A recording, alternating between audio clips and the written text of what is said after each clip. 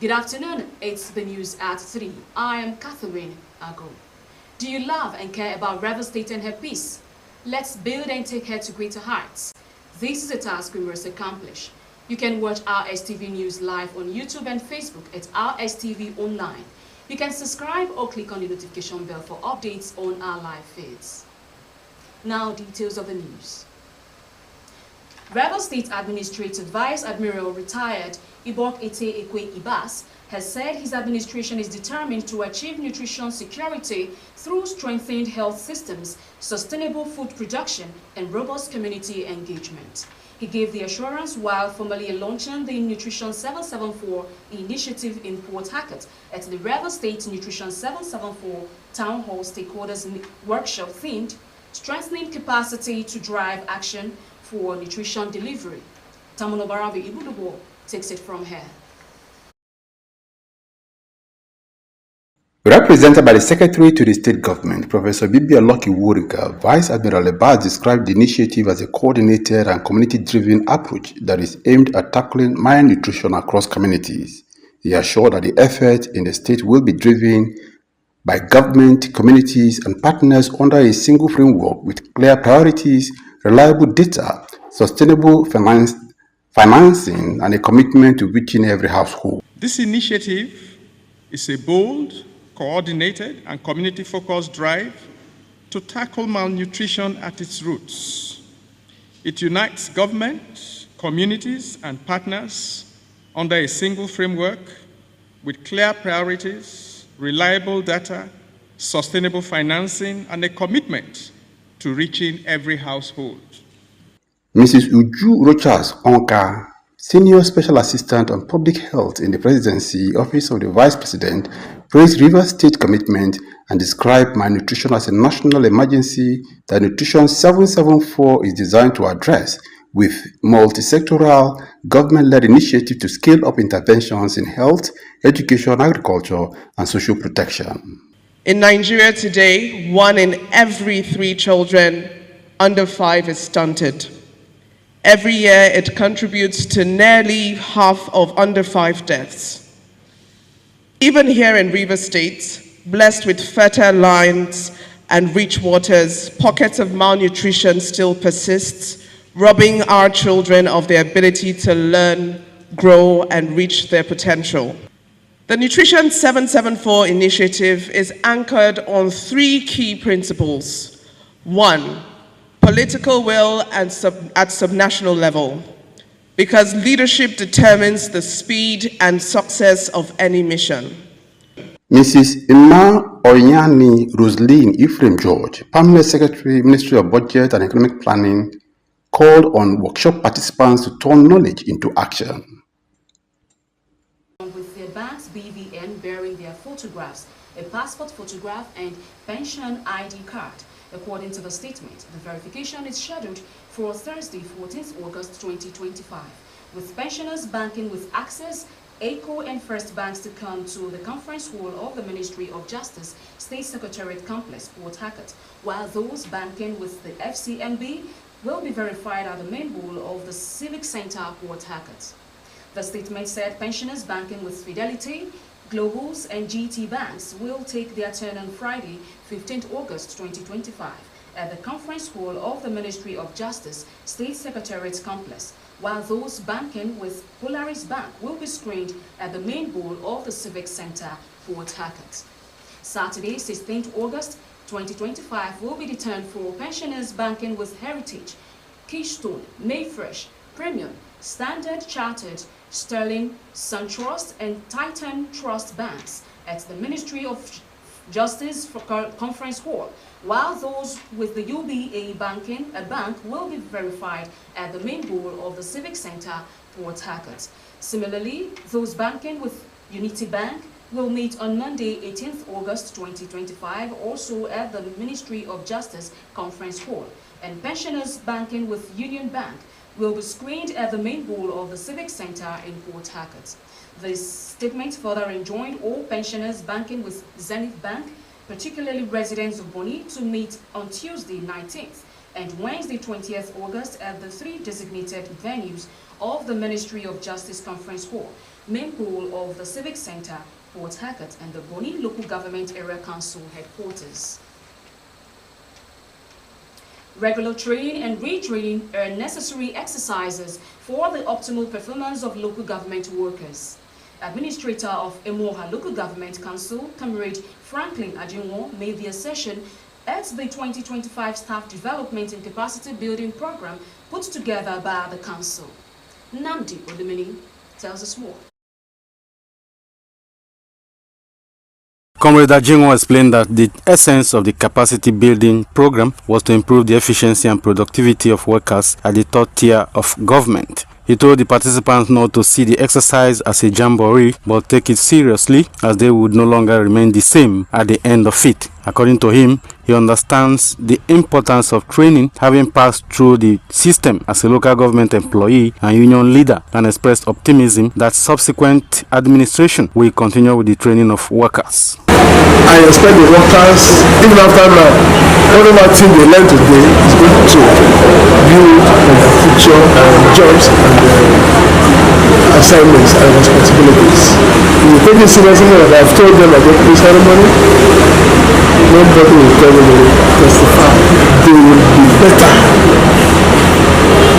workers than they are today. Chairman of Norge, Ngozi Okenwe, and the Managing Director of Wavelink Afrique Consult, Grace Oga, commended the Council boards for the initiative, describing it as first of its kind, and expressed hope that the training will have positive impacts on service delivery and performance of the workers. Urge the staff to please make use of this opportunity because it's going to enhance our work. It's going to make us to be better in terms of our services in the system. All leaders, we are the ones that represent MO and local governments. The success of it, the failure of it, is not in the hands of followers. Because if you lead well, they will do what? They will follow. Some participants also thanked the administrator for giving them the opportunity to improve their knowledge. Today we've been exposed to certain areas of leadership and what it takes to be a leader. They're on some training, and I'm also using the great opportunity to thank the administrator for this privilege given to all persons in Emoha Local Government Council for the training. Some topics examined include understanding emotional intelligence, leadership and strategic planning, and leadership communication, among others. Nnamdi Olimini, Rstv News.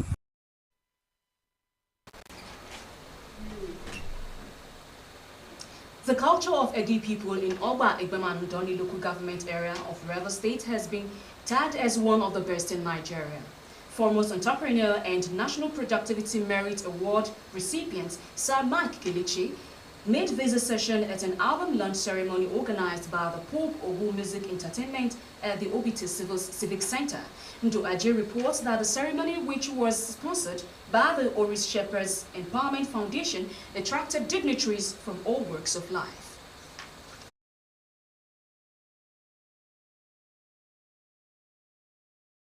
Sailechi, who is also a retired permanent secretary in the Ministry of Information and Communications, said while Nigeria has lost her cultural values, Egi Kingdom still works strong with a culture of mutual respect, progressive mindset, and fear of God. According to him, a people without a good cultural identity cannot develop, adding that Egi is his second home owing to her rich cultural values. The business mogul, who is also the chairman of the occasion, commended the leader of the Pope Obu dynasty, Newman Matthew Obu, for his inspirational musical exposition, which has sent a message of hope, unity, and progress to Egi people and challenged Nigerians to emulate Egi culture. I see a people who have the best culture you can think about. Culture of respect to elders.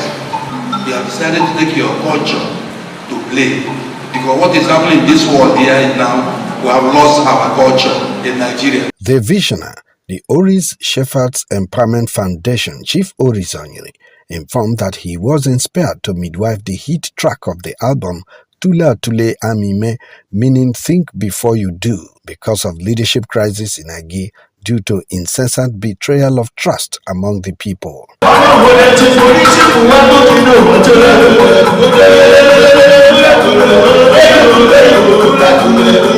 He expressed the hope that the potency of this song will rekindle the bond, unity and progress among Egi people. When you play this music, you will know that this young man is a genius in that area. Unity of Egi is more to me. Egi is always in my heart. There were goodwill messages by the President General Egi People's Assembly, Dr. Ugochukwu Rikoha, Paramount Ruler Erema Community, Ezazubike Jajwil, and former member River State House of Assembly, Honorable Dr. Christian Ayakwo.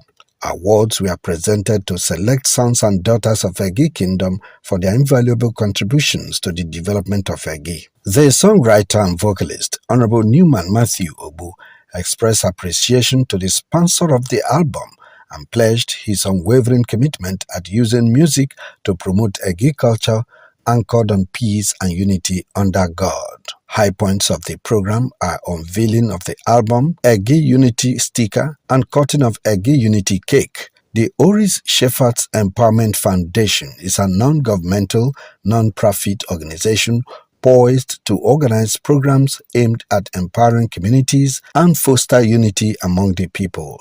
Ndung Ajie, Rstv News.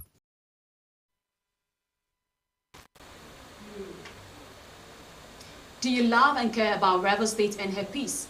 Let's build and take her to greater heights. This is a task we must accomplish. Still to come, Mali's former Prime Minister may get taken into custody on charges of corruption, and Ukrainian President Zelensky, European leaders to hold US President Trump call ahead of Russia-Putin's summit. These and more after the break. Stay tuned.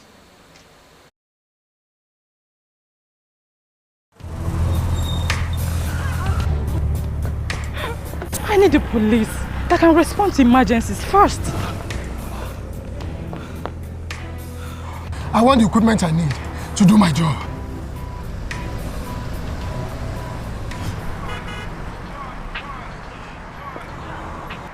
I want a police that won't harass or arrest me for no just reason. I want to be valued for my work, not feared by honest people. I want a police that won't ask me anything for the boys. I want a decent salary that is paid on time. If it happens with good laws, proper funding, training, and cooperation. If it happens. If it happens. If it happens.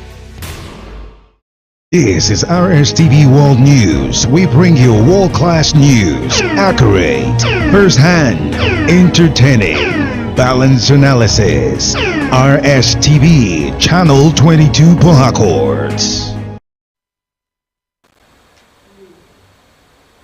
You're welcome back. You're still watching Rstv News at 3. The federal government has ordered the withdrawal of the case against Comfort Emerson on an Ibom air flight on August 10, 2025. A statement by the Minister of Aviation and Aerospace Development, Festus Keyamo, says the move was necessitated following consultation with critical stakeholders in the aviation sector and those involved in the unfortunate incidents regarding the unruly behaviors of certain individuals at our airports of recent. The development came after Emerson was remanded in prison following the incident. Emerson had allegedly attacked a flight attendant and clashed with security operatives at the airport. Reacting to the incident in a statement posted on his X page, Keyamo confirmed that Emerson was arraigned before the Ikeja Magistrate Court on criminal charges and condemned her actions, noting that she was remanded because she failed to provide adequate sureties in court.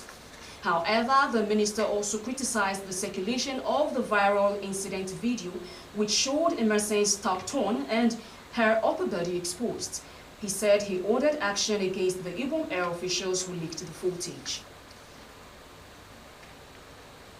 Similarly, the federal government has ordered the reduction of the indefinite no-fly ban imposed on Fuji icon Wasiu Ayinde, better known as Kwam 1, to 1 month, and the restoration of the licenses of the pilot and co-pilot involved in the ValueJet airline incident after a 1-month suspension. In a statement, Minister of Aviation Festus Keyamo announced that the move followed critical consultations with stakeholders in the aviation sector. On August 5, 2025, the singer attempted to stop a ValueJet aircraft at the Nnamdi Azikiwe Airport, Abuja, from moving. The move attracted backlash from Nigerians, following which the Nigerian Civil Aviation Authority, NCAA, placed an indefinite no-fly ban on Kwan 1.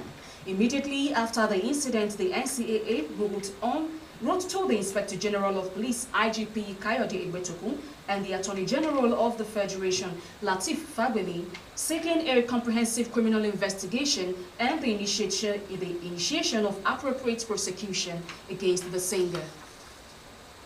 Still on the saga of the Ibom Air, the Nigerian Civil Aviation Authority says a verified eyewitness has come forward to give a first-hand account of the altercation between female passenger Comfort Emerson and an Ibom Air crew member, which sparked nationwide debate and a wave of reactions on social media.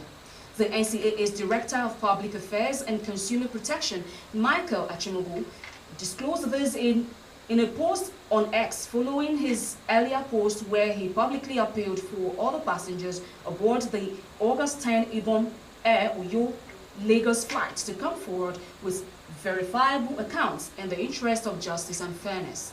Achimogu said the witness, who sat directly beside Emerson during the flight, had contacted him providing a boarding pass for verification and offered testimony shedding new light on the events before the plane's departure.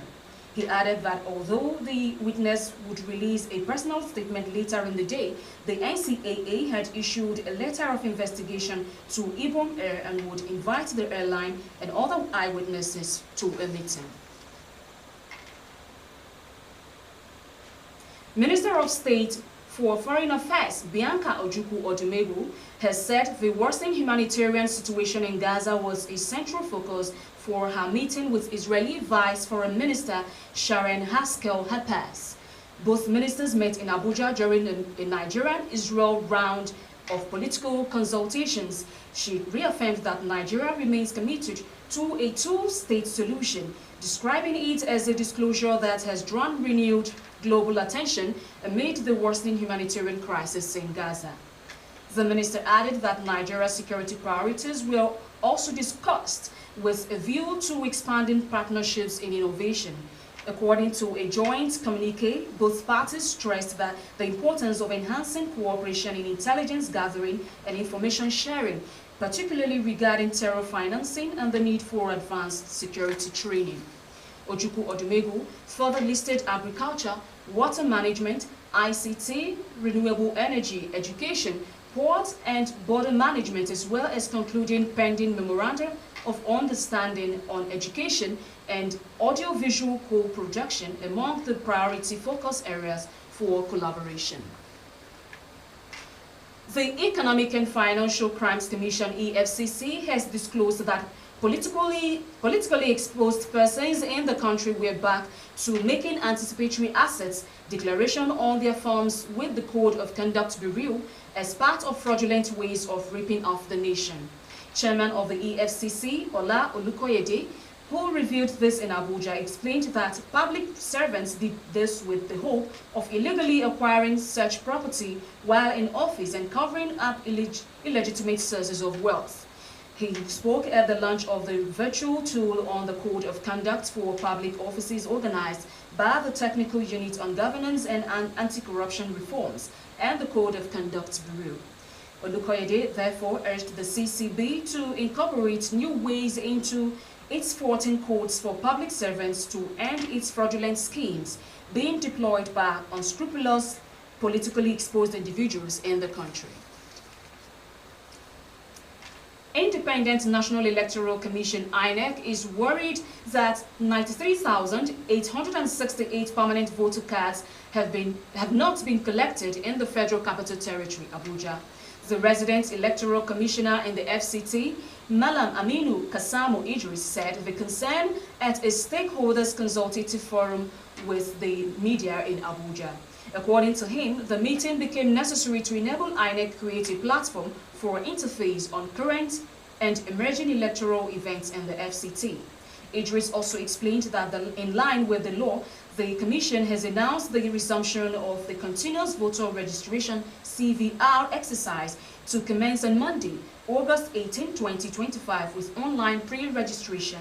He further said that the exercise will be followed by a physical or in-person registration on Monday, August 25, 2025, at the INEC FCT office and 6 area council INEC offices between the hours of 9 a.m. and 3 p.m. Mondays to Fridays. The Commission also outlined the consequences of electoral offences, warning that it is not going to be business as usual, as more assets and prosecution awaits culprits in the coming election. Former Malian Prime Minister Choguel Kokala Mega is under arrest, the latest top politician to be detained by the West African country's military junta. Let's join Deborah Oleji as she tells us more on these and other foreign sin.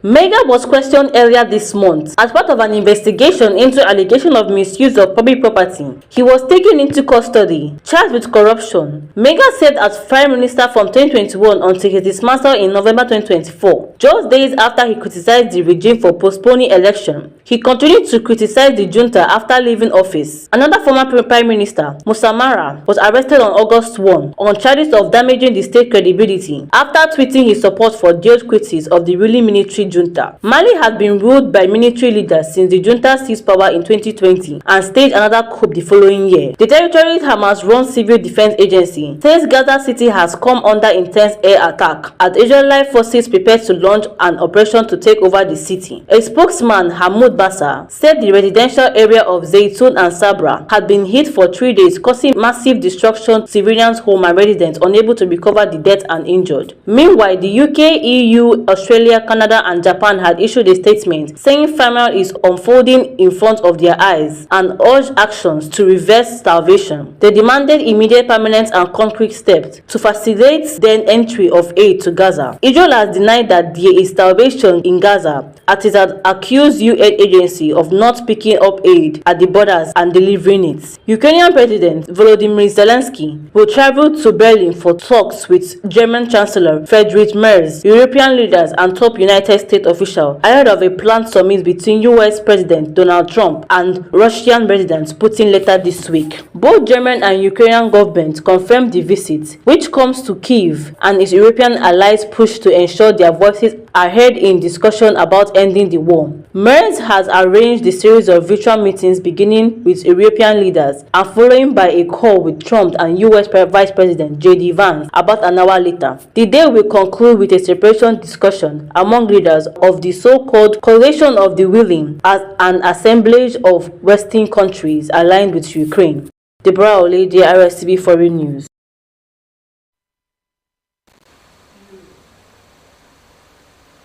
The estranged wife of Israel DMW, Sheila Courage, has sparked reactions from netizens after congratulating her ex-husband on his new house. Lovely Chamaka tells us this and more on Entertainment Scene.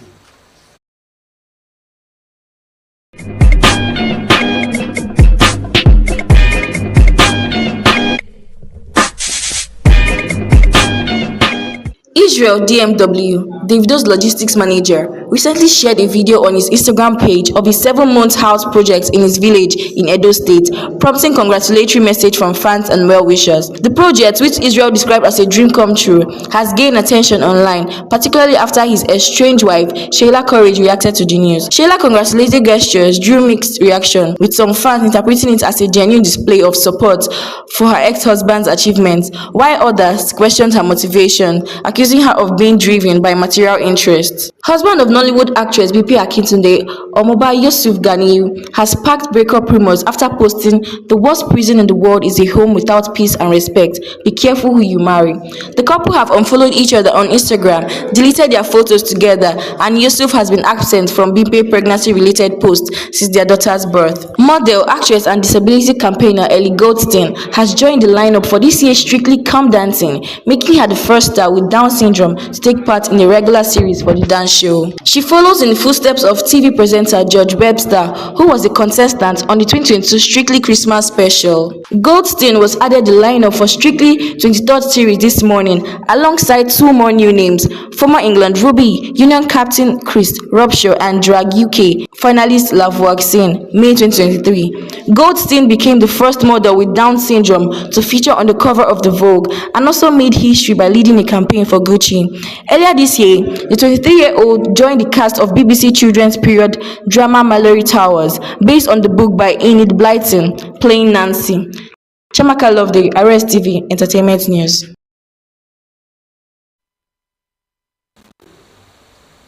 In our sports, Super Eagles striker Sadiq Umar has set his sights on guiding Ranchers Bees FC back to the top tier of Nigerian football after completing a landmark takeover of the historic Kaduna club alongside lawmaker Bello El Rufai.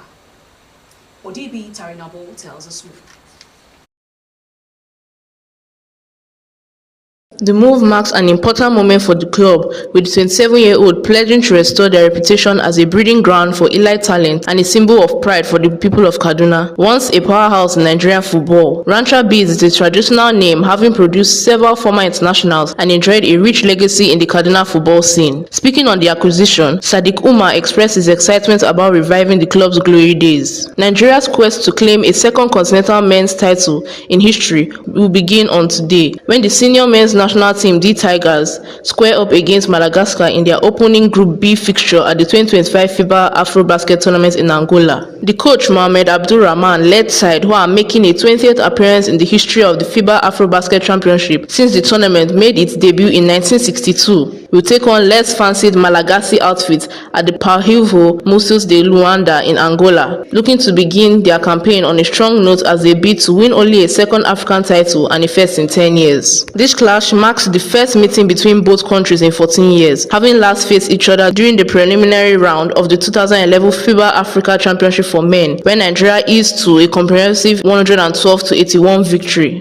Gianluigi Donnarumma has disclosed that someone wants him out of Paris Saint-Germain. Donnarumma has been involved in a contractual dispute with PSG over the past season, and with just 1 year left on his deal, reigning Champions League winners will now seek to sell him to the Premier League. Earlier, PSG head coach Luis Enrique had confirmed that he had left Donnarumma out of his squad for Wednesday UEFA Super Cup tie with Tottenham Hotspur in Udine. Odibi Tarinabo, Rstv Sports News.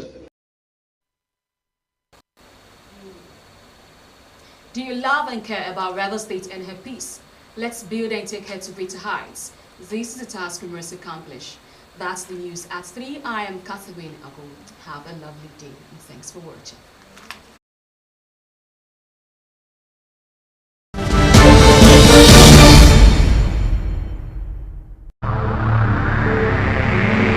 Rstv